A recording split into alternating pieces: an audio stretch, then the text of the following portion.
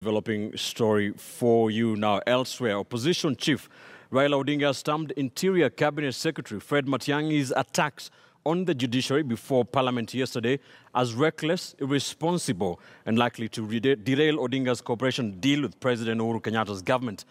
Naza Fred Matiang'i now tells us the Matiang'i attack has rekindled the frosty relations between the Kenyatta administration and the judiciary.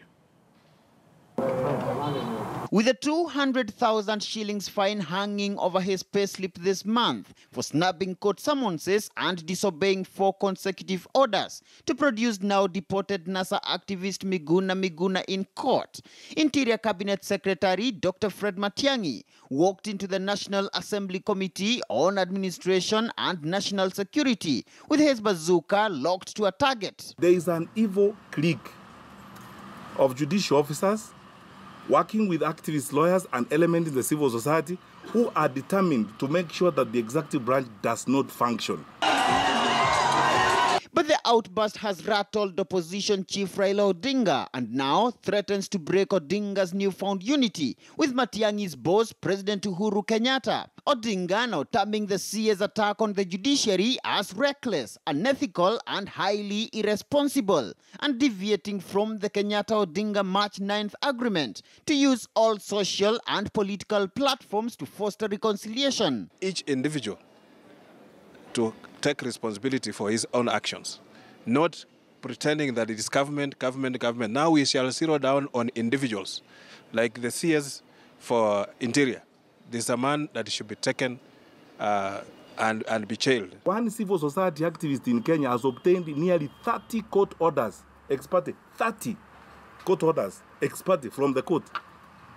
He walks in, he gets an order, comes out. He walks in, he gets an order, comes out. In fact, he could even walk in today and say he wants an order so that all cabinet secretaries commit suicide. You'll get the order. But while the Matiang'i judiciary attack and direct affront at Justice George Odunga Court has evidently revived the frosty relations between the Kenyatta administration and the judiciary. Thank you, Mr. Chairman. The Tuesday open display of weakness in the interrogating abilities of the Jubilee-dominated National Security Committee. This is the time we should be working, but not talking about the issues of Miguna.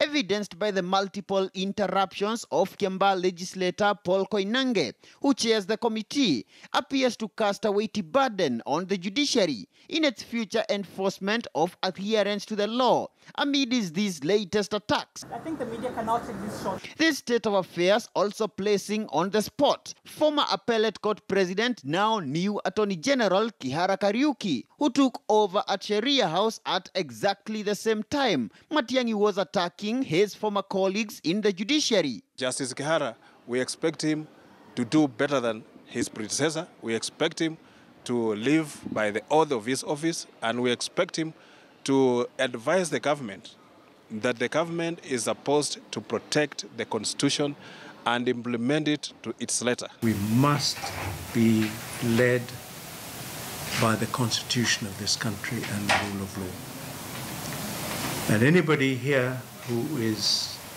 anywhere short of that has no room. But with the executive's perpetual scorn at the courts and open disdain for judicial authority, the Kenyatta administration and the Chief Justice David Maraga-led judicial arm alike remain on the spotlight as Miguna continues his fight for a comeback.